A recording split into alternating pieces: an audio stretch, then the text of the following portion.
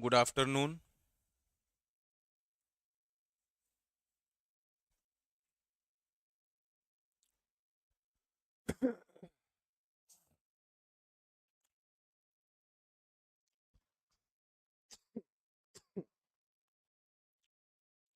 क्या ऑडियो आ रही है? आपको सुनाई दे रही है मेरी? हाँ, आ रही है।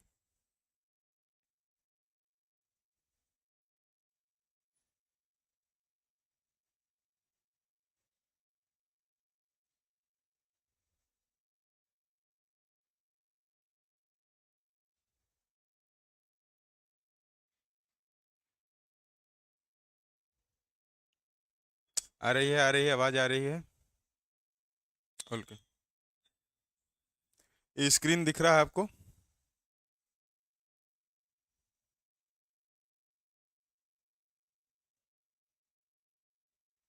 ठीक बात। ठीक बात है सर। आ रही है सर, आवाज आ रही है।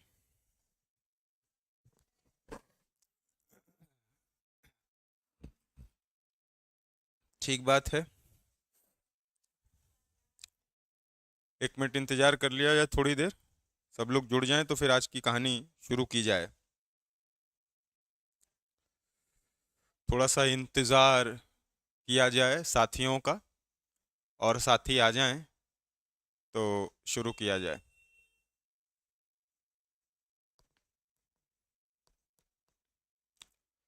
ललिता जी हैं, स्वाति जी हैं, अक्की अवस्थी जी हैं, आकांक्षा जी,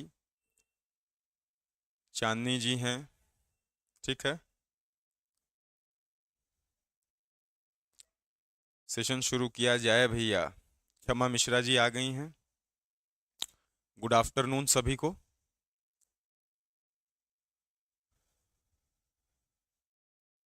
ठीक है, 2 बज गया है घड़ी में, 2 मिनट विलम्ब भी हो गया है, तो जल्दी जल्दी सेशन ज्वाइन करें तो आज की कहानी भैया शुरू की जाए।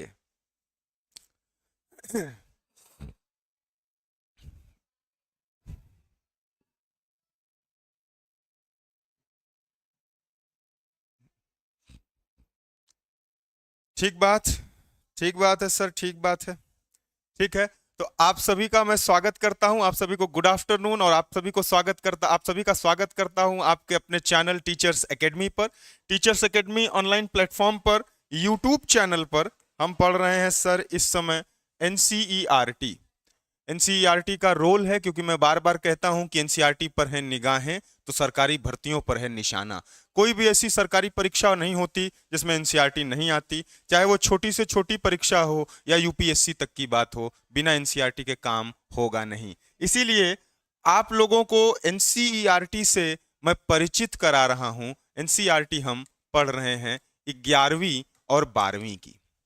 सर 2 बजे से हम लोग आ जाते हैं और बड़े प्रेम से सरकारी पुस्तिका को पढ़ रहे हैं सर। एनसीईआरटी बायोलॉजी की पढ़ी जा रही है, और इकोलॉजी इसके पहले हुआ है। मॉलिक्यूलर बायोलॉजी चल रही है। मॉलिक्यूलर बायोलॉजी को और अच्छे से अगर मैं बोलूं, एनसीईआरटी को एकदम पैटर्न फॉलो करते हुए बोलूं, क्योंकि मेरे पास यहाँ इतनी जगह नहीं थी कि मैं उसको लिख पाता, तो ये मॉलिक्यूलर बेसिस ऑफ इनहेरिटेंस लिखा है। इसके पहले जो है जेनेटिक्स है, मेंडेलियन जेनेटिक्स है, उसके बाद एक chapter molecular basis of inheritance है। ये वही चैप्टर है जो हम लोग पढ़ रहे हैं। और सर आपको पता है ये फाउंडेशन के लिए हम पढ़ रहे हैं, नीट के लिए पढ़ रहे हैं, सीयूईटी के लिए पढ़ रहे हैं। इसके अलावा जितनी भी सरकारी भर्तियां हैं उन सब में एनसीईआरटी का उतना ही योगदान है जितना बाकी परीक्षाओं में है। अलग अलग जगह पर वेटेज कहीं ज्यादा है, कहीं कम है, लेकिन महत्वपूर्ण हर परीक्षा के दृष्टिकोण से है। ठीक बात। तो इसके बाद सर, ये चीज तो हो गई सर अपनी इंट्रोडक्शन। इसके बाद सर आपको पता है एक course of the day institute की तरफ से निकाला जाता है। आज का जो कोर्स ऑफ द डे है ये 24 आवर्स के लिए ही रहता है, सिर्फ 24 घंटे के लिए ही ये ऑफर रहता है सर। आज का जो कोर्स ऑफ द डे है, कोई अगर का बच्चा है जो टीजीएलटी या पीजीटी हिंदी की तैयारी कर रहा है, तो आज कोर्स मात्र 999 रुपए में 999 में ये कोर्स आपको अवेल हो जाएगा। 16 तारीख यानी आज के लिए रहेगा भैया। 24 घंटे तक ऑफर रहता है। ये नंबर दिया है, इस पे आप संपर्क करके जुड़ सकते हैं। इसके बाद में आपको पता है कि लक्ष्य फाउंडेशन बैच 2025 का आया है। सभी विषयों के उपलब्ध हैं इस बैच में, सभी विषय उपलब्ध हैं। अलग अलग कोर्सेज के लिए, जैसे एस्टेट के लिए है, एनवीएस के लिए है, केवीएस के लिए है, जीआईसी के लिए है, असिस्टेंट प्रोफेसर के लिए है, टीजीटी के लिए है, पीजीटी के लिए है, एलटी के लिए है, ईएमआरएस के लिए है, यूके एलटी के लिए है, DSSB के लिए है, बीपीएससी के लिए है, टीईटी के लिए है, यूके लेक्चरार के लिए और एमपीटीईटी के लिए। फाउंडेशन बैच बिल्कुल बेसिक से धीरे धीरे आराम से हर एक चीज़ों को आपको समझाते हुए ये बैच चल रहा है और बिल्कुल बेसिक से शुरू होता है, क्योंकि 2 साल तक ये कोर्स की वैलिडिटी आपके पास रहेगी। अगर आप इस बैच को परचेस करेंगे तो 2 साल तक ये आपके पास रहेगा। तो इसमें बिल्कुल बेसिक से एक एक चीज़ बताते हुए चली जाती है। बहुत अच्छा शानदार बैच है, अच्छी तैयारी इस बैच से होती है। तो सभी विषय इस पर उपलब्ध हैं। बायोलॉजी के जो लोग हैं, बायोलॉजी की जो ऑडियंस है, आपको बायोलॉजी में डॉक्टर सुमन सर, डॉक्टर सुमंत सर और डॉक्टर सिन्हा सर बायोलॉजी में आपकी तैयारी इन बैचेस में करवा रहे हैं। ठीक बात है। एक बैच और आया है सर, स्वतंत्रता बैच। स्वतंत्रता बैच भी इन कोर्सेज के लिए अवेलेबल है और इसमें भी सभी विषय हैं। बस इस बैच में एक चीज ये है कि लक्ष्य फाउंडेशन जो है वो 2 साल की वैलिडिटी रहेगी और ये 1 साल तक वैलिड रहेगा। अगर आप परचेज करेंगे तो ये 1 साल तक वैलिड रहेगा। इसमें भी सारी चीजें वही हैं जो पुराने समय में थी, पुराने पिछले स्लाइड में जो बैच में दिखाया वही क्वालिटी, वही सारी चीजें हैं। बस उसमें थोड़ा समय ज्यादा लिया जा रहा है। इसमें ये फास्ट ट्रैक कोर्स है तो इसमें समय थोड़ा कम लिया जाता है। बाकी फैकल्टीज भी वही आपको मिलेगी। ये 2 नंबर दिए जाते हैं, इन 2 नंबर पे आप संपर्क करके जुड़ सकते हैं। 9628959237, 8318489291, ये 2 नंबर पे आप संपर्क करके जुड़ सकते हैं। करना कुछ नहीं होता है भैया, 2 नंबर मिला करके एडमिशन ले लीजिए। उसके बाद में टीचर्स एकेडमी का गूगल प्ले से एप्लीकेशन इंस्टॉल कर लीजिए और सारी कहानी आसान हो जाएगी। ठीक बात है, ठीक बात है। आज की कहानी शुरू कर दी जाए सर, आज की कहानी शुरू कर दी जाए सर। आज अपने को पढ़ना है, जहां तक कल पढ़े थे उसके आगे, biochemical characterization of transforming principle, transforming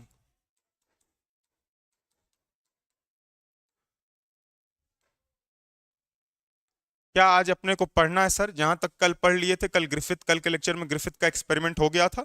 Griffith के एक्सपेरिमेंट में अपने को एक चीज ट्रांसफॉर्मिंग प्रिंसिपल मिली थी। आपको पता है यही ट्रांसफॉर्मिंग प्रिंसिपल, यही ट्रांसफॉर्मिंग प्रिंसिपल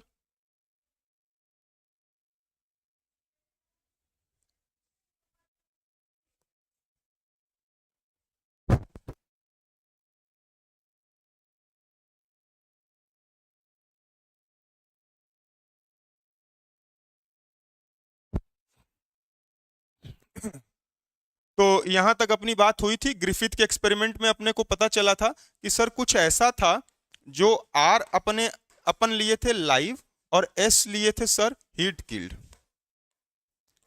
कुछ ऐसी चीज अपने को पता चली थी, एस से जो आर में चली जा रही थी और आर को एस में चेंज कर दे रही थी। ये आपको पता था, ये विरुलेंट था, ये नॉन विरुलेंट था, यानी कि ये निमोनिया कॉज करता था, ये निमोनिया कॉज नहीं करता था। लेकिन जब इन दोनों को हीट किल्ड और लाइव रखा गया तो ये आर वाला जो नॉन विरुलेंट था ये भी विरुलेंट हो गया, एस वाले में चेंज हो गया। बताया गया कि सर कुछ ऐसा था जो इससे इसमें गया, कुछ ऐसा था जो इससे इसमें गया, जिसके वजह से ये क्या हो गया, ट्रांसफॉर्म हो गया। इसी को ट्रांसफॉर्मिंग प्रिंसिपल कहे। हालांकि क्या था, कैसे था, ये कुछ भी ग्रिफिथ बता नहीं पाए उसके बारे में। तो सर इतनी चीजें अपन जो है कल के लेक्चर में पढ़ के आ गए थे। आज आपको इसी के आगे कहानी लेकर के चलनी है, ग्रिफिथ के एक्सपेरिमेंट के आगे कहानी लेकर के अपने को चलनी है सर। ठीक बात है, ठीक बात है। इसी के आगे कहानी अपनी लेकर के चलनी है सर। अब बायोकेमिकल कैरेक्टराइजेशन किया जाए कि ये ट्रांसफॉर्मिंग प्रिंसिपल जो है ये डीएनए है, आरएनए है, प्रोटीन है, ये पता किया जाए। तो यहीं पर एक लाइन आती है, prior to the work, prior to the work, prior to the work 3 scientist आते हैं, 3 साइंटिस्ट आते हैं। एक ओसवाल्ड एवेरी, एक कोलिन, एक ओस्टवाल्ड एवेरी, एक कोलिन मैक्लियॉइड,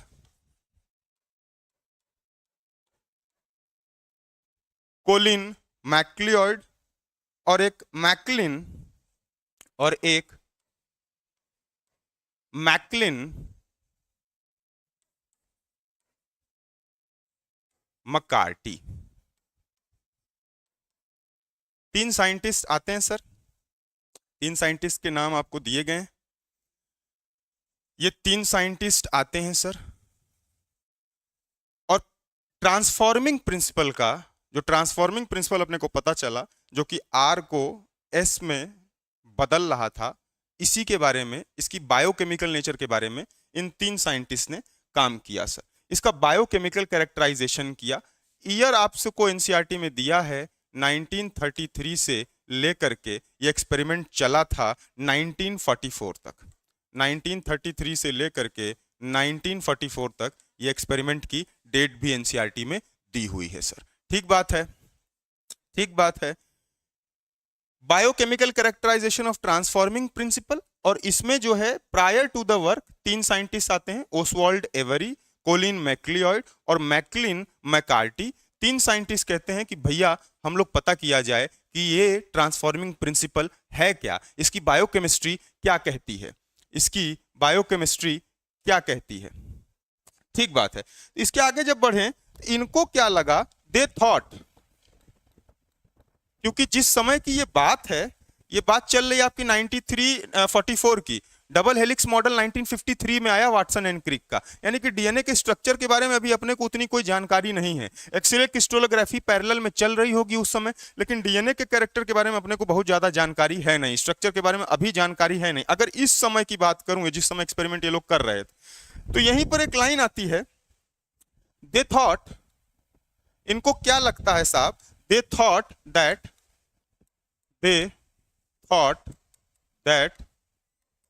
the transforming principle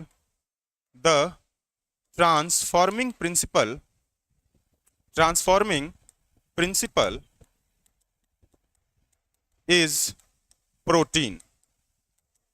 इनको क्या लगा कि प्रोटीन का बोलबाला है, जहां देखिए वहीं प्रोटीन है, क्योंकि प्रोटीन जल्दी दिख जाते हैं, हार्मोन के रूप में अपने को दिख जाते हैं, एंजाइम के रूप में अपने आप को दिख जाते हैं।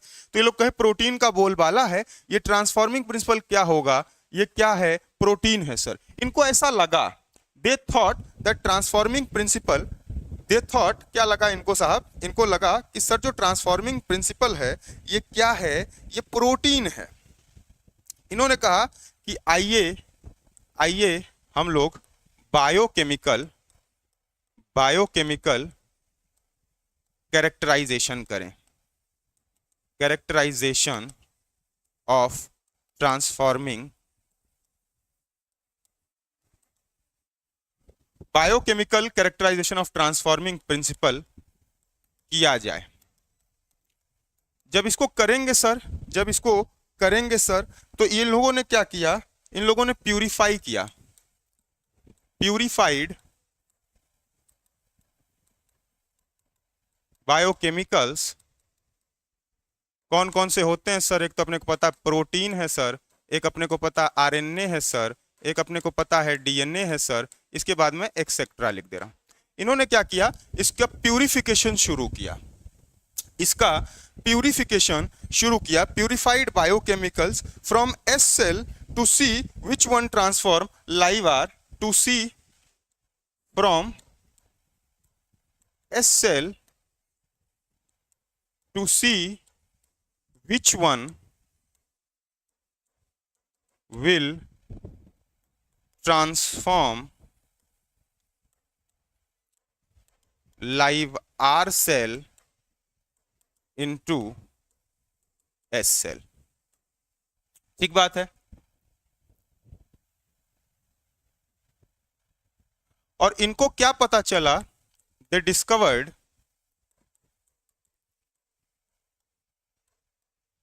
that DNA alone is the genetic material that transforms R into S type. ठीक बात है, ठीक बात है, ठीक बात है। क्या पढ़ रहे हैं सर? हम लोग पढ़ रहे हैं सर, हम लोग सर क्या पढ़ रहे हैं? हम लोग पढ़ रहे हैं biochemical characterization of transforming principle. कल के एक्सपेरिमेंट में जो अपने को ट्रांसफॉर्मिंग प्रिंसिपल मिला है, ये ट्रांसफॉर्मिंग प्रिंसिपल की जेनेटिक्स क्या है, बायोकेमिस्ट्री क्या है, ये अपन पढ़ रहे हैं। ये तीन साइंटिस्ट ओसवाल्ड एवेरी, कोलिन मैक्लिओड और मैकलिन मैकार्टी ने 1933 से लेके 44 तक एक्सपेरिमेंट किया। इस एक्सपेरिमेंट के समय क्या हुआ, उनको पहले लग रहा था कि ये प्रोटीन है, फिर उनको लगा कि नहीं सर, बायोकेमिकल ट्रांसफॉर्मेशन कैरेक्टराइजेशन किया जाए ट्रांसफॉर्मिंग प्रिंसिपल का। तो इन्होंने क्या किया, एस टाइप की सेल को लेकर के आए और उससे बायोकेमिकल्स को प्यूरिफाई किया, बायोकेमिकल्स को निकालने का प्रयास किया कि पता चल पाए है क्या। प्रोटीन हो गया, आरएनए हो गया, डीएनए हो गया, ये सब उनको निकालने का प्रयास किए। ठीक बात है, एस सेल से निकालने का प्रयास किए क्योंकि उनको देखना था कि लाइव एस सेल जो लाइव आर जो एस सेल में चेंज हुई है, इसमें आखिर ऐसा क्या चमत्कार हुआ है कि आर वाली एस में बदल गई सर। इसके बाद अपने रिजल्ट में इनको मिलता है कि डीएनए ही था जो एस से आर में गया, हीट किल्ड एस से आर टाइप में गया और आर को विरुलेंट बना दिया, निमोनिया कॉजिंग आर हो गया, आर हार्मफुल हो गया। ठीक बात है, यहां तक बात भी क्लियर है, यहां तक भी किसी को कोई आपत्ति नहीं है। क्या करते हैं साहब, पहले प्रोटीन लेते हैं और इसमें एंजाइम डालते हैं। कौन सा एंजाइम डालते हैं? Protein digesting.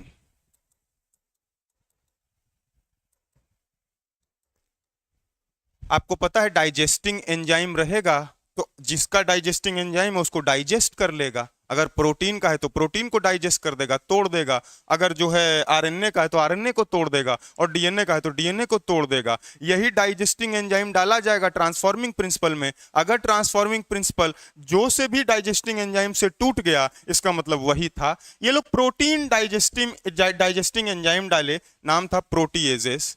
इसका आपको नाम पता है, प्रोटीएजेस। ये प्रोटीन डाइजेस्टिंग एंजाइम है, इसको डाला गया। क्या हुआ? No reaction. यहां पर कोई रिएक्शन नहीं होता है सर, नो रिएक्शन। इसके बाद ये आरएनए लेकर के आए, इनको लगा आरएनए होगा, इन्होंने डाला फिर इसमें एंजाइम डाले, आरएनए डाइजेस्टिंग एंजाइम डाले। इसका नाम आरएनएजेज है, इसको डाले। इसको भी क्या होता है? कोई रिएक्शन नहीं होता है सर, कोई रिएक्शन नहीं होता है सर। पहला डाले प्रोटीन में प्रोटीएजेस डाले सर, प्रोटीएजेस डाले, प्रोटीन वाले में प्रोटीएजेस डाला गया, कोई असर अपने को देखने को नहीं मिला। प्रोटीएजेस डाला गया, कोई असर अपने को देखने को नहीं मिला। इसके बाद सर आरएनएजेस डाला गया, कोई असर अपने को देखने को नहीं मिला। इनको लगा कि प्रोटीन नहीं है, आरएनए नहीं है, क्योंकि कोई असर देखने को मिल नहीं रहा, डाइजेशन हो नहीं रहा, रिएक्शन कोई है नहीं, तो ये दोनों है नहीं। फिर ये साहब क्या करते हैं? डीएनए लेकर के आते हैं। ये लोग तीनों लोग डीएनए लेकर के आते हैं और एंजाइम इसमें डालते हैं, डीएनए डाइजेस्टिंग। एंजाइम कौन सा डालते हैं? डीएनए डाइजेस्टिंग एंजाइम को डालते हैं सर। क्या होता है? ये कौन सा एंजाइम है? डीएनएजेज है। ये क्या करता है? Inhibit transformation. यानी सर जो एस आर में चेंज हो गया, डीएनएजेस डालने पर यहाँ जो प्रिंसिपल था ये इसको तोड़ना शुरू कर दिया, ये टूट जाएगा।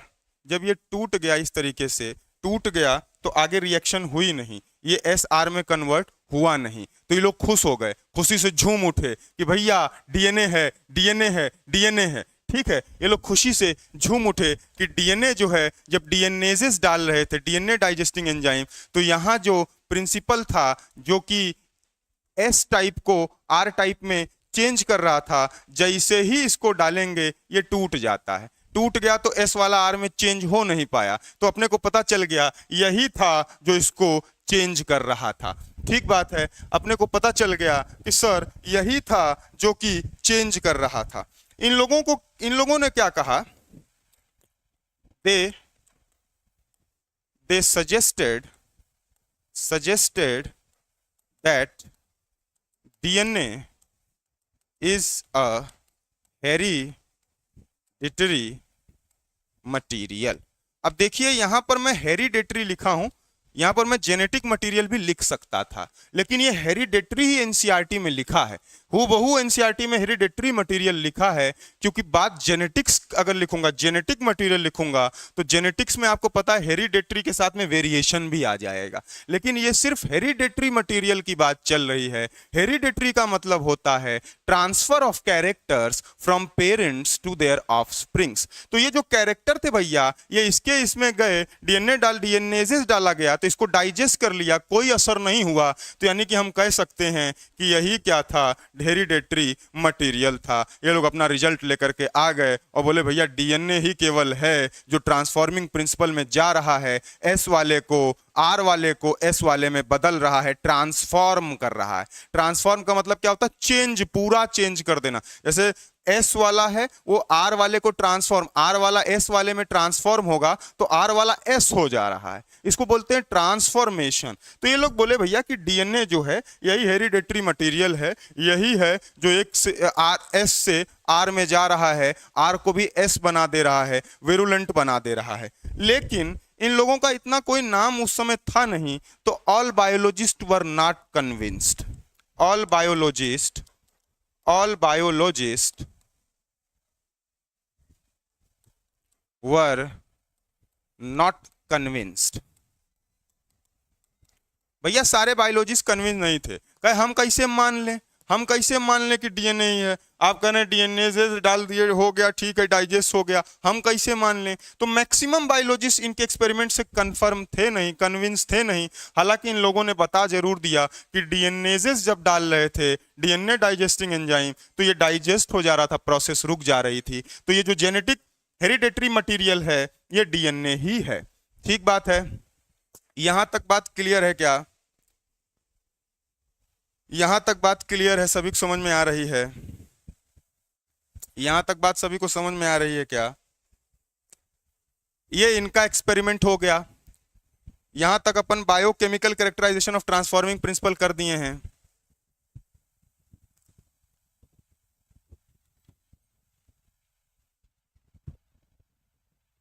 यहां तक क्लियर है क्या? यहां तक सबको सब समझ में आ रहा है भैया? यहां तक सबको सब समझ में आ रहा है क्या? यस सर, यस सर, यहां तक क्लियर है कहानी पूरी?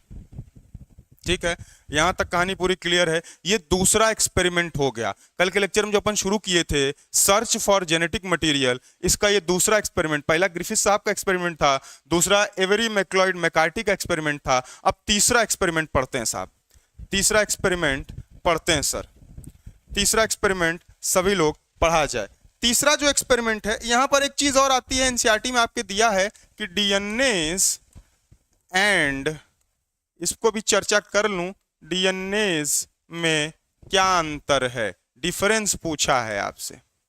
आपकी एनसीईआरटी जिज्ञासा वाले सवाल बहुत पूछती है, बीच बीच में एक तो सवाल ऐसे धीरे से देख चली जाएगी, ए भैया पढ़ रहे हो बताओ। एक सवाल ये दिया है कि डीएनएज और डीएनएज में क्या अंतर है बताइए, क्या अंतर है बताइए। एक सवाल ये दिया गया है, एक सवाल सर ये दिया गया है, ठीक है, एक सवाल ये दिया गया है।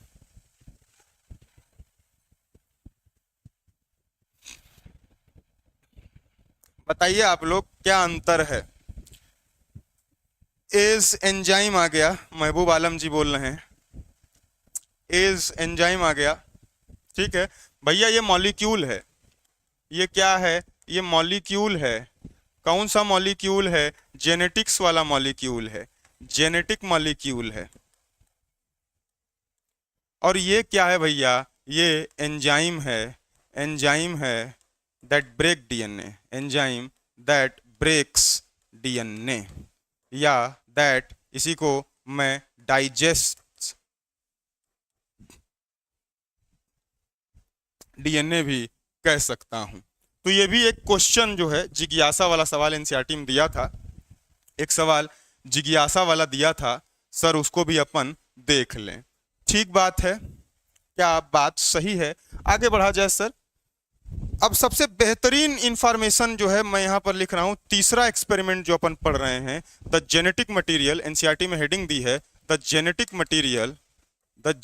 Material is DNA. एनसीईआरटी क्या बोलता है सर कि जेनेटिक मटेरियल डीएनए है। ये एक एक्सपेरिमेंट हुआ हर्शे एंड चेज का, हर्शे चेज का एक्सपेरिमेंट हुआ। एनसीईआरटी बोलती है आपकी the unequivocal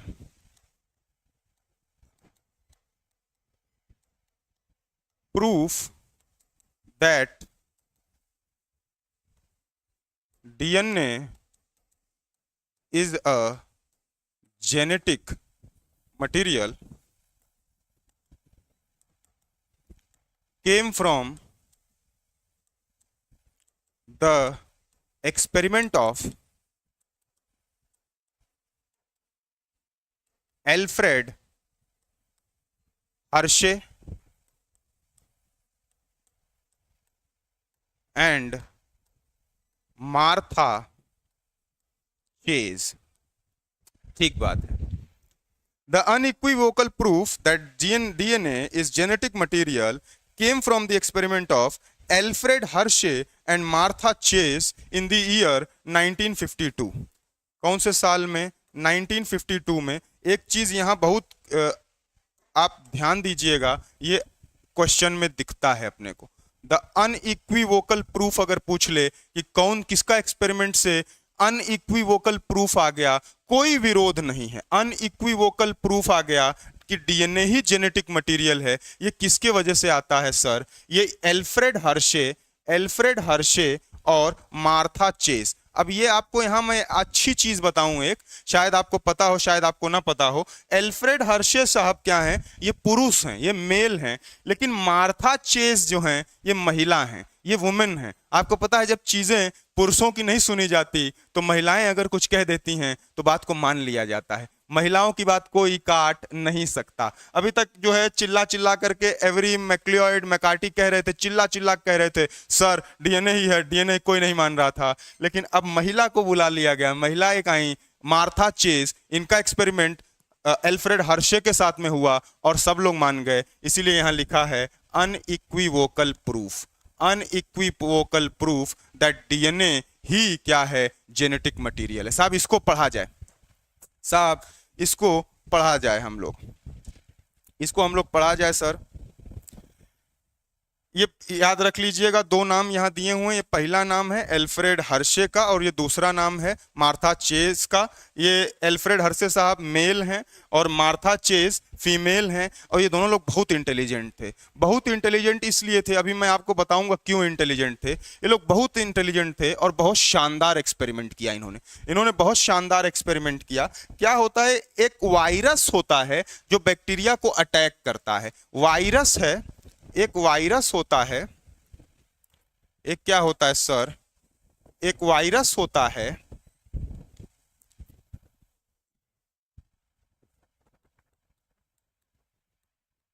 they were working with a virus that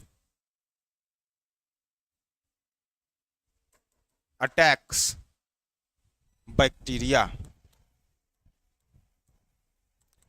एक वायरस होता है जो बैक्टीरिया को अटैक करता है, इसी को कहते हैं बैक्टीरियोफेज, इसी को बैक्टीरियोफेजेस भी कहते हैं। यही वायरसेस हैं, ये वायरसेस हैं बैक्टीरियोफेजेस।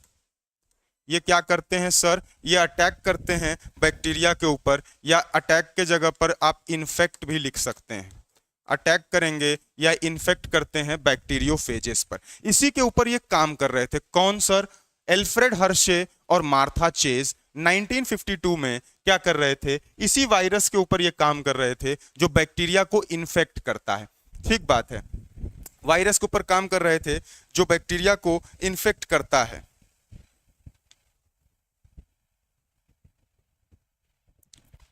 ये क्या करता है, बैक्टीरियोफेज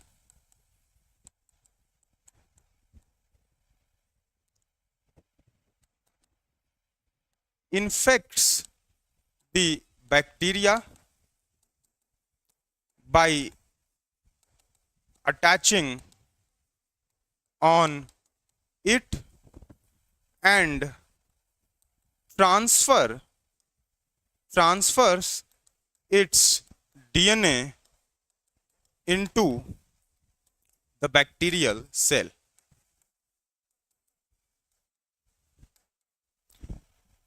ये बैक्टीरियोफेज बैक्टीरिया को इन्फेक्ट करता है। कैसे सर, उसके ऊपर आकर के बैठ जाता है। अब बैठने के बाद क्या होता है, अपना जो डीएनए है वो बैक्टीरियल सेल के अंदर भेज देता है। सर बैक्टीरियल सेल के अंदर क्या भेज देता है, भेज देता है। ये सेल बहुत मासूम रहती है, बैक्टीरियल सेल बहुत मासूम है। Bacterial cell treats the viral DNA as its own and provide all materials needed for their manufacturing।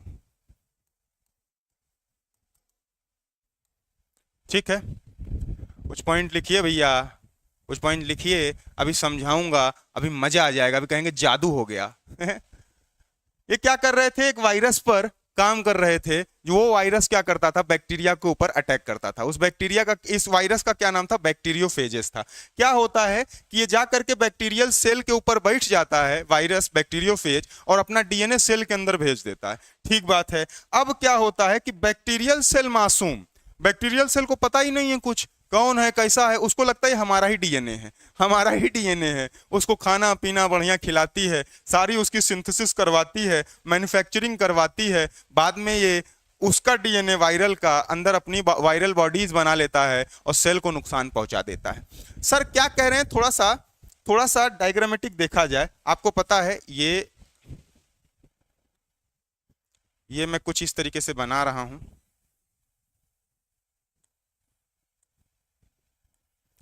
इसको आप लोग पहले भी देखे होंगे सर, इसको आप लोग पहले भी देखे होंगे सर। ये क्या है, ये सर डीएनए है इसका, ये डीएनए है।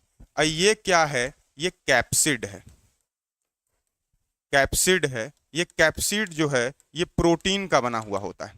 अभी एकदम मजा आएगा। ये कैप्सिड है, ये कैप्सिड है, ये प्रोटीन का बना होता है। ये इसका डीएनए है सर। ये T2 बैक्टीरियोफेज मैं ड्रॉ किया हूं, T2 बैक्टीरियोफेज मैं आपके सामने ड्रॉ किया हूं सर। इसके बाद क्या है सर, ई कोलाई की सेल होती है, ये ई कोलाई की सेल है। ये क्या है सर, ई कोलाई की सेल है सर। ये ई कोलाई की सेल है जो आपका बैक्टीरिया है, इशर्शिया कोलाई। सबसे प्यारा बैक्टीरिया इशर्शिया कोलाई हमारे बॉडी में बहुत पाया जाता है। छोटी सी लाइफ साइकिल होती है और कोई नुकसान नहीं पहुंचाता, मासूम सा अच्छा सा बैक्टीरिया है इशर्शिया कोलाई। इसके सेल में क्या करेंगे ये साहब, जो T2 बैक्टीरियोफेज हैं, ये क्या करते हैं, ये अपना डीएनए यहाँ भेज देते हैं। ये पहले आकर के यहाँ क्या करेंगे, ऐसे लग जाएंगे, ऐसे आकर के ये लग जाते हैं यहाँ पर। ये ऐसे आकर के, इनके पास चच्चर ठो पैर भी है, तो ये ऐसे आकर के लग जाते हैं और जो अपना डीएनए है ये इसके अंदर भेज देते हैं। ये अपना डीएनए जो है इसके अंदर भेज देते हैं। ई कोलाई सेल के अंदर T2 बैक्टीरियोफेज क्या करता है सर, अपना डीएनए भेज देता है सर। ठीक बात है, ठीक बात है, ठीक बात है। क्या होता है धीरे धीरे कि समय के साथ में चलते चलते सारी मशीनरीज को ये प्रोवाइड कर देते हैं और ये अलग अलग अंदर ही बन जाते हैं। ये अलग अलग बैक्टीरियोफेज अंदर बन जाते हैं सर।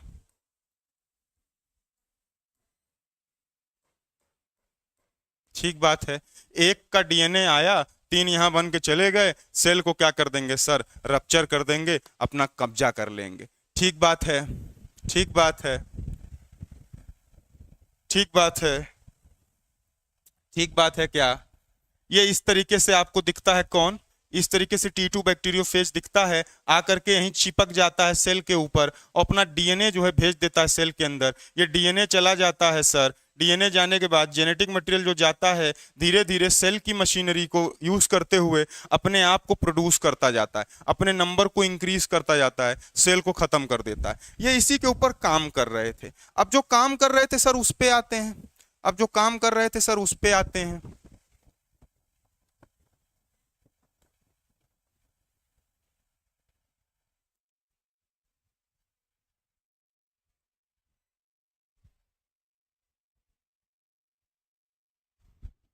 ये 2 बीकर लिया हुआ है, 2 कल्चर मीडियम है। अब इसमें हम लोग कल्चर करवाएंगे। इसका कल्चर करवाएंगे, ये जो हर्शे एंड चेस के एक्सपेरिमेंट में कल्चर हुआ, ये कल्चर करवाएंगे। क्या होता है, सबसे पहले वो डीएनए जो है, ये इसके अंदर कुछ ऐसा मटेरियल भरा हुआ है। पहले क्या लेते हैं, एक ऐसा मीडियम लेते हैं जो रेडियो एक्टिव फास्फेट का होता है, रेडियो एक्टिव फास्फेट। पहले में मीडियम लेते हैं रेडियो एक्टिव फास्फेट, और ये जो रेडियो एक्टिव फास्फेट होता है ये P32 है। P32 फास्फोरस का 32 जो है P32 रेडियो एक्टिव है। अब दूसरा वाला जो कल्चर रहता है, दूसरे वाले कल्चर में ये क्या लेते हैं, रेडियो एक्टिव सल्फर लेते हैं। ये रेडियो एक्टिव सल्फर लेते हैं, और रेडियो एक्टिव सल्फर कौन सा है, 35S वाला रेडियो एक्टिव सल्फर है सर। ठीक बात है, ठीक बात है। दोनों में डीएनए को उगाएंगे, दोनों में बैक्टीरियोफेज को उगाते हैं, दोनों में बैक्टीरियोफेज को उगाते हैं। 2 मीडियम है, एक रेडियो एक्टिव फास्फेट वाला है, एक रेडियो एक्टिव सल्फर वाला है। रेडियो एक्टिव फास्फेट में 32P है और 35S है। ये 2 जो अलग अलग मीडियम में बनाते हैं। अब मेरा सवाल आपसे है कि फास्फेट आपको दिख रहा है तो आप समझ सकते हैं कि डीएनए की बात चल रही है, क्योंकि फास्फेट का ग्रुप डीएनए में लगा हुआ होता है। बिल्कुल सही बात है सर, ये डीएनए की बात चल रही है सर, तो इसमें मैं क्या बोल सकता हूं कि डीएनए रेडियो एक्टिव होगा। इस वाले में, इस वाला का जो बैक्टीरियोफेज आया है, यहां पर जो बैक्टीरियोफेज उगाया जाएगा सर, ये जो बैक्टीरियोफेज उगाया जाएगा सर, यहां पर जो कल्चर होगा उसका डीएनए रेडियो एक्टिव होगा। इसमें तो कोई भ्रम नहीं है। क्यों सर, यहां फास्फेट रेडियो एक्टिव था और फास्फेट वाला डीएनए से जुड़ेगा तो डीएनए रेडियो एक्टिव होगा। यहां पर सल्फर रेडियो एक्टिव है। सल्फर आपको पता है डीएनए में तो होता नहीं है, प्रोटीन में पाया जाता है। तो यहां पर जो रेडियो एक्टिव प्रोटीन अपने को मिलेगा, यहां पर क्या मिलेगा सर, रेडियो एक्टिव प्रोटीन देखने को मिलेगा। ये कहानी क्लियर अपनी है कि एक मीडियम जो उनका था वो रेडियो एक्टिव फास्फेट का था, एक मीडियम जो उनका था वो रेडियो एक्टिव सल्फर का था। भैया रेडियो एक्टिव फास्फेट 32P होता है और 35S वाला रेडियो एक्टिव सल्फर है। फास्फेट है सर, तो हम कहेंगे इसका जो रेडियो एक्टिविटी यहां पर आएगी वो डीएनए में आएगी, क्योंकि फास्फेट वाला डीएनए से लगता है और सल्फर प्रोटीन के साथ में पाया जाता है, तो यहां पर रेडियो एक्टिव प्रोटीन होगा। इस चीज को क्यों मैं बार बार कह रहा हूं, क्योंकि ये जो प्रोटीन की कोट है, ये कैप्सिड प्रोटीन की कोट है, ये पूरा प्रोटीन ही है सिर्फ डीएनए को छोड़ करके। डीएनए अलग है, बाकी सब प्रोटीन है। तो ये 2 मीडियम में हर्शे और चेज ने क्या किया, बैक्टीरियोफेज को उगाया सर। बैक्टीरियोफेज को उगाए सर, अच्छी बात है, उगाना भी चाहिए। फिर क्या करते हैं, फिर क्या करते हैं कि सर सेल आती है, ये सेल आती है, ये ई कोलाई की सेल है सर। ये क्या है सर, ई कोलाई की सेल है सर। इसमें क्या होगा सर, आकर के बैठवाएंगे पहले कि भैया आइए आप बैठिए, आइए आप बैठिए, एकदम यही पकड़ करके चलिएगा। सबसे पहले फास्फोरस की बात किया हूं, फिर सल्फर की बात किया हूं। यही कहानी यहां भी अगले स्लाइड पे भी चल रही है। इधर फास्फोरस की बात चलेगी, इधर सल्फर की बात चलेगी। ये यहां आकर के बैठा सर, यहां भी आकर के बैठ जाएगा, इसके ऊपर भी बैठाया गया। ठीक है, ये जो बैठाया जाता है ई कोलाई सेल के ऊपर, इस स्टेज को बोलते हैं इन्फेक्शन। इसको क्या बोलते हैं सर, इन्फेक्शन बोलते हैं कि ये इन्फेक्शन किया गया है। ये आकर के लग जाएंगे साहब, तो इसमें भी डीएनए आ जाएगा साहब, इसमें भी डीएनए आ जाएगा साहब। अब क्या है सर, अब क्या है सर, ये जो डीएनए है सर ये रेडियो एक्टिव है, ये डीएनए रेडियो एक्टिव है, और ये जो डीएनए है सर ये नॉन रेडियो एक्टिव है, नॉन रेडियो एक्टिव है। बिल्कुल शांति से जो है सुनते चलिए, अभी एक एक चीज क्रिस्टल क्लियर हो जाएगी। ये डीएनए रेडियो एक्टिव है, ये डीएनए नॉन रेडियो एक्टिव है, बिल्कुल सही बात है सर। ये कैसा है, रेडियो एक्टिव है और नॉन रेडियो एक्टिव है। ये इन्फेक्शन ला कर रखा गया। अब यहाँ पर ब्लेंडिंग एक प्रोसेस आती है, ये यहाँ से ब्लेंडिंग होगी, मतलब कि इस चीज को इससे अलग करेंगे, इस चीज को इससे अलग करेंगे, तो एक प्रोसेस आती है ब्लेंडिंग। एक प्रोसेस क्या आती है, ब्लेंडिंग आती है। ये प्रोसेस, इन्फेक्शन पहली प्रोसेस आती है, इन्फेक्शन पहली प्रोसेस जो अटैच होता है, तो क्या होगा सर, इन्फेक्शन हो गया, आके अटैच हो गया, और इस तरीके से फिर इसको यहां से अलग करेंगे सर, इसको भी अलग करेंगे सर। ये प्रोसेस क्या है सर, ब्लेंडिंग है सर। इसके बाद क्या होता है, इसके बाद कहानी क्या होती है, फिर ये क्या ई कोलाई का सेल आ गया, इधर भी ई कोलाई का सेल आ गया। अब क्या होता है सर कि सेल में तो क्या पाए जाएंगे, डीएनए पाए जाएंगे, सेल में डीएनए पाए जाएंगे, डीएनए पाए जाएंगे, लेकिन ब्लेंड कर दिए, इसको अलग कर दिए हैं। ये जो कैप्सिड वाला पूरा पोर्शन था ये अलग हो गया है, ये यहाँ नहीं दिख रहा है, ठीक बात है। ये दो सेल आपको दिखी, ये जो है तीसरी चीज जो लोग किए, सेंट्रीफ्यूगेशन किए। तीसरी चीज वो लोग क्या किए, सेंट्रीफ्यूगेशन किए। अभी सब बताऊंगा, बस सुनते चलिए। तीसरी चीज क्या किए, सेंट्रीफ्यूगेशन किए। पहली चीज इन्फेक्शन हुई, दूसरी चीज जो है ब्लेंडिंग हुई, तीसरी चीज सेंट्रीफ्यूगेशन हुई। सेंट्रीफ्यूगेशन के बाद में इसमें सर रेडियो एक्टिव डीएनए मिला, रेडियो एक्टिव डीएनए मिलता है sir, radio active 32P detected in cells, ठीक है। इसके साथ में मिला plus no radio activity detected in supernatant, no radio activity, no radio activity detected in supernatant. Supernatant, supernatant कौन था सर, ये कैप्सिड था, ये अलग जो हुआ है सर। यहां पर क्या था सर कि no radio active, no radio active, no radio active 35S detected in cell,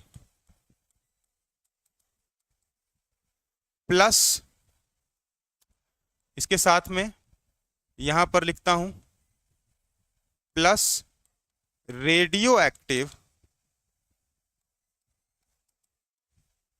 super नेटेंट। आ जाइए वापिस से, आ जाइए वापिस से तो समझा जाए सर, रेडियो एक्टिव इसको समझा जाए सर कहानी को, आइए वापिस से समझा जाए सर। मार्था चेस और एल्फ्रेड हर्शे क्या करते हैं, दो अलग अलग मीडियम में बैक्टीरियोफेज को उगाते हैं सर, कल्चर करते हैं उनका। एक मीडियम जो उनका रहता है वो रेडियो एक्टिव फास्फेट वाला रहता है, एक मीडियम जो रहता है वो रेडियो एक्टिव सल्फर वाला रहता है। आपको पता है फास्फेट डीएनए से जुड़ता है सर, तो इसका मतलब इसका जो डीएनए आएगा वो रेडियो एक्टिव आएगा। इसमें जो है सल्फर प्रोटीन से लगता है, तो इसका जो प्रोटीन आएगा वो रेडियो एक्टिव आएगा। इस वाले में डीएनए रेडियो एक्टिव आएगा, इस वाले में प्रोटीन रेडियो एक्टिव आएगा। इसी को जब वो आगे सेल में लेकर के गए तो सेल से ला करके लगाते हैं, जैसे ही अटैच होता है बैक्टीरियम सेल से बैक्टीरियोफेज, इसको बोलते हैं इन्फेक्शन। इसके बाद ये अपना डीएनए निकाल करके इसमें देगा, ये आएगी ब्लेंडिंग, और इसके बाद जैसे ही इसका काम खत्म हो गया, डीएनए दिया तो ये यहाँ से अलग हो जाता है। इसको यहाँ से अलग कर देते हैं कि आप यहाँ से अलग हो जाइए। क्यों? क्योंकि अपने को देखना है, अपने को देखना है कि कौन रेडियो एक्टिव है कौन नहीं, तभी पता चलेगा कि डीएनए है कि प्रोटीन है। तो इसको यहां से अलग कर दिए, ब्लेंड कर दिए। अब जैसे मिक्सर ग्राइंडर होता है, मिक्सी होती है, मिक्सी में डाले और उसको घुमा दिए, मिक्सी में डाल करके ये चीजें जो है अलग अलग मिक्सी में डाल करके वो क्या कर दिए, घुमा दिए। मिक्सी में जैसे घूमता है, मिक्सी में मसाला आप लोग पीसते होंगे, जैसे मिक्सी में घूमता है, यही प्रोसेस होती है सेंट्रीफ्यूगेशन की, इसी को सेंट्रीफ्यूगेशन कहते हैं। जब सेंट्रीफ्यूगेशन करवा दिए तो ये भैया जो है सुपरनेटेंट वाला मामला एक तरफ आ जाता है, एक तरफ सुपरनेटेंट वाला मामला आ जाता है, एक तरफ सेल पाई जाती है। तो जो सेल पाई जा रही थी इस फास्फेट वाले में क्या हुआ कि रेडियो एक्टिव डीएनए मिला। जो डीएनए गया था ये रेडियो एक्टिव था और इस वाले में जो डीएनए था ये रेडियो एक्टिव नहीं था। इसका सुपरनेटेंट जो कैप्सिड वाले लोग थे ये रेडियो एक्टिव थे, इसका डीएनए रेडियो एक्टिव था, कैप्सिड वाले लोग, सुपरनेटिव लोग, क्या प्रोटीन वाले लोग रेडियो एक्टिव नहीं थे। कहानी क्या यहां तक हुई? कहानी ये हुई सर कि जो अंदर आप सेल में गया बैक्टीरियोफेज का डीएनए, ये जो अंदर गया जिसके बाद फिर अपनी कॉपी बनती चली गई, ये डीएनए है, प्रोटीन नहीं। ये डीएनए है, प्रोटीन नहीं। क्या बात क्लियर है? क्या बात क्लियर है? क्या आप समझ पा रहे हैं मैं कहना क्या जा रहा हूं? कहना क्या चाह रहा हूं? मैं कहना ये चाह रहा हूं, पहली चीज रेडियो एक्टिव फेजेस यानी bacteriophages, radio active phages were allowed to attach on bacterial cell. इसको बोलते हैं सर इन्फेक्शन। इसको बोलते हैं सर इन्फेक्शन। इसके बाद मैं क्या कह रहा हूं? दूसरी चीज मैं कह रहा हूं वायरल कोट्स रिमूव्ड। इसको बोलते हैं सर ब्लेंडिंग। इसको बोलते हैं ब्लेंडिंग। और sir agitation in them blending, viral particle were separated. Viral particles were separated. इसको क्या बोलते हैं सर? सेंट्रीफ्यूगेशन। सेंट्रीफ्यूगेशन। क्या क्लियर है? क्या क्लियर है सर? क्या क्लियर है सर?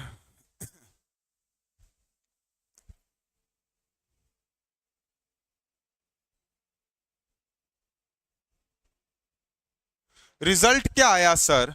रिजल्ट क्या आया सर? रिजल्ट आता है सर, इनके एक्सपेरिमेंट का रिजल्ट आता है सर। रिजल्ट भी लिखेंगे, DNA is a genetic material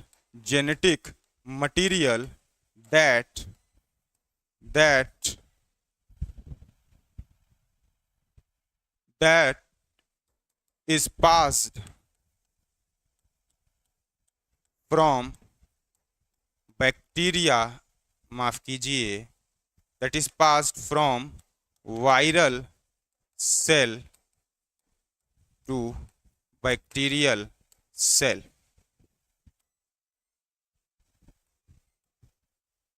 Viral to bacterial cell. क्या क्लियर है? क्या क्लियर है सर? सर क्लियर है?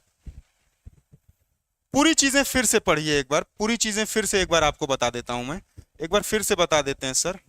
हम लोग पढ़ रहे हैं जेनेटिक मटेरियल का unequivocal proof, Hershey Chase, Alfred Hershey और मार्था चेज का एक्सपेरिमेंट 1952 में जो आया था। इसमें मैं बताया कि ये बैक्टीरियोफेज पर वर्क कर रहे थे। बैक्टीरियोफेज क्या होता है? एक वायरस होता है जो बैक्टीरिया के ऊपर अटैक करता है या इन्फेक्ट करता है। फिर मैंने बताया bacteriophage infects bacterial bye attaching on them. यहाँ क्या कहानी होती है कि ये बैक्टीरियोफेज यहाँ आकर के अटैच हो जाता है, अपने डीएनए को यहाँ भेज देगा, ये डीएनए इसके अंदर अपनी कॉपीज बना लेती है। उसके बाद क्या करती है? सेल का नुकसान होता है, रप्चर कर देती है, अपनी मौज उठा लेती है। ठीक बात है। इन लोगों ने कहा कि हमको पता करना है, हम लोग पता किया जाए कि डीएनए जाता है कि प्रोटीन। तो बैक्टीरियोफेज का जो हिस्सा है, ये हिस्सा मैक्सिमम हिस्सा प्रोटीन का था और इसमें डीएनए का भी हिस्सा था। तो ये लोग क्या करते हैं कि पहले रेडियो एक्टिविटी को टारगेट करते हैं, दो मीडियम में अलग अलग उगाते हैं, कल्चर करते हैं बैक्टीरियोफेज को, एक रेडियो एक्टिव फास्फेट में, एक रेडियो एक्टिव सल्फर में। 32P वाला जो होता है ये रेडियो एक्टिव फास्फेट होता है, 35S वाला है ये रेडियो एक्टिव सल्फर है। फास्फेट है अगर रेडियो एक्टिव, तो आपको पता है फास्फेट डीएनए के साथ जुड़ेगा, इसमें जो डीएनए आएगा वो रेडियो एक्टिव होगा। सल्फर वाला जो है वो प्रोटीन के साथ में बनाता है, तो इसमें जो रेडियो एक्टिव आएगा वो प्रोटीन आएगा। ये अलग अलग कहानी चल रही थी। इसके बाद ये सेल को लेकर के आए, पहले इन्फेक्शन किए, अटैच किए, उसके बाद अलग अलग किए, ब्लेंडिंग किए, ऐसे आया डीएनए दोनों में आ गया सर, ये अलग अलग हो गया। इसको फिर घुमाए, सेंट्रीफ्यूगेशन किए। सेंट्रीफ्यूगेशन के बाद अपने को देखने को मिला कि सर इसमें radio active active DNA detect हुआ है। कहां से? सेल में से। यहां से रेडियो एक्टिव डीएनए डिटेक्ट हो गया है sir. Radio active DNA detect हुआ है सर। रेडियो एक्टिव डीएनए क्या हुआ है? डिटेक्ट हुआ है। इसमें रेडियो एक्टिव डीएनए नहीं डिटेक्ट हुआ है। Radio active, no radio active DNA, यहां पर रेडियो एक्टिव डीएनए नहीं है। इसका मतलब कहानी यही थी कि सर जो गया वो डीएनए गया था, प्रोटीन नहीं गया था, क्योंकि फास्फेट वाले में रेडियो एक्टिव डीएनए आया है, सल्फर वाले में रेडियो एक्टिव नहीं आया है। ये अलग होने के बाद जब मिक्सर में घुमाएंगे तो सेल अलग रहेगी, कैप्सिड वाली कोट अलग रहती है। ये कैप्सिड वाली कोट अलग यहाँ देखिए आई हुई, यहाँ अलग हो गई।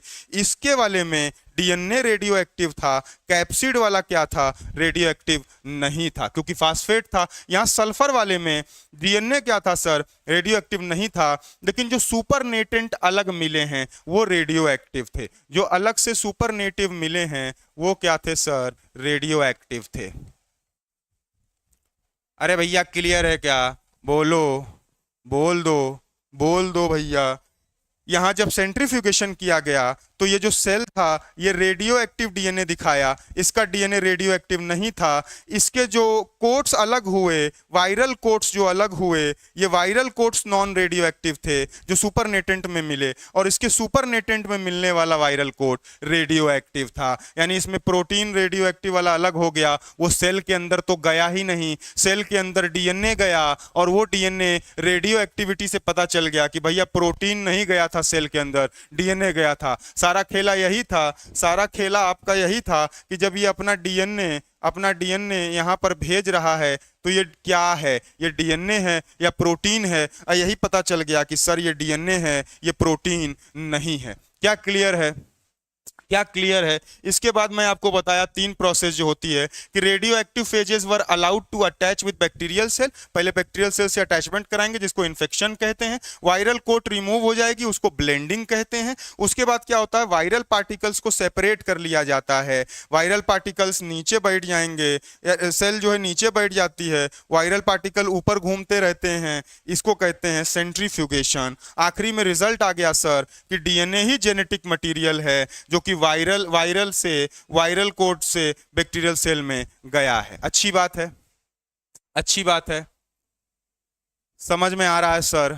समझ में आ गया सर? एकदम अच्छी बात है। सेशन लाइक नहीं किए हैं क्या सर? आप लोग सेशन लाइक नहीं किए क्या? क्या अच्छी बात है।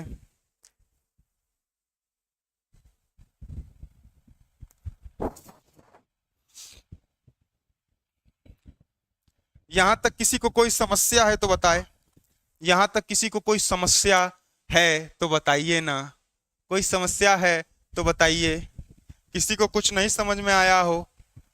इन्फेक्शन, अटैचमेंट, सेंट्रीफ्यूगेशन नहीं, आप इन्फेक्शन, आप इसको इस तरीके से पढ़िए, इन्फेक्शन, ब्लेंडिंग और सेंट्रीफ्यूगेशन, ये 3 प्रोसेस रखिए। नोबल एक्सपेरिमेंट किया गया, शानदार एक्सपेरिमेंट किया गया, और सब लोग कह दिए कि जेनेटिक मटेरियल कौन है? जिसकी खोज थी, जिसका हमें था इंतजार, वो घड़ी आ गई है, वो डीएनए ही है भैया। डीएनए क्या है? जेनेटिक मटेरियल है। जिस जेनेटिक मटेरियल को खोज रहे थे आप, वो डीएनए ही जेनेटिक मटेरियल है। ठीक बात है? ठीक बात है। क्या लाइक किए हैं सब लोग? कह रहे हैं ठीक बात है सर, ठीक बात है, ठीक बात है। किसी के मन में कोई डाउट नहीं? इन्फेक्शन, ब्लेंडिंग, सेंट्रीफ्यूगेशन क्लियर है भैया? क्लियर है? क्लियर है तो आगे बढ़ते हैं सर। अगली हेडिंग डालते हैं, properties of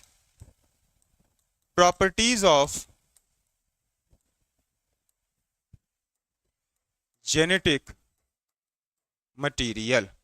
properties of genetic material. Genetic material की प्रॉपर्टीज को पढ़ा जाए। जेनेटिक मटेरियल की प्रॉपर्टीज को पढ़ा जाए। और मैं देख रहा हूं कि आज समय जो है मेरे पास 5 मिनट का सिर्फ और बचा है। 3 बजे से 3 बजे तक ये क्लास रहती है, 5 मिनट का सिर्फ समय बचा है। तो आज आप लोग को 5 मिनट पहले छोड़ दिया जाए, क्योंकि ये टॉपिक आधा नहीं पढ़ी जाती कि आधा आज पढ़ें आधा कल पढ़ें, मजा नहीं आएगा। इसको कल ही पूरा पढ़ा जाएगा, ठीक है? इसको पूरा कल ही पढ़ा जाएगा। आज की क्लास यहीं तक रखी जाए सर, आज की क्लास यहीं तक रखी जाए सर। ठीक बात, ठीक बात है क्या?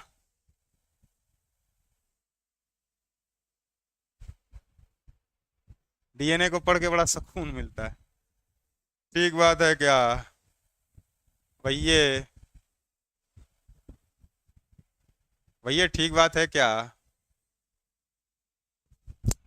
ठीक बात है क्या?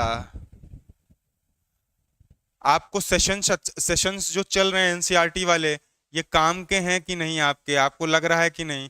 मजा आ रही है कि नहीं? पढ़ना हेल्पफुल हो रहा है कि नहीं? फ्रूटफुल सीरीज है कि नहीं बताइए? फ्रूटफुल सीरीज है कि नहीं बताइए?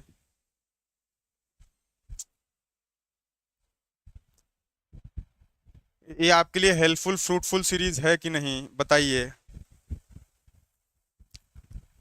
ये आज 6th लेक्चर था, कल 7वां लेक्चर लगेगा।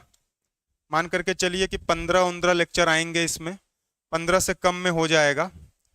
15 से कम में कोशिश करेंगे कि इसको निपटा दिया जाए सर।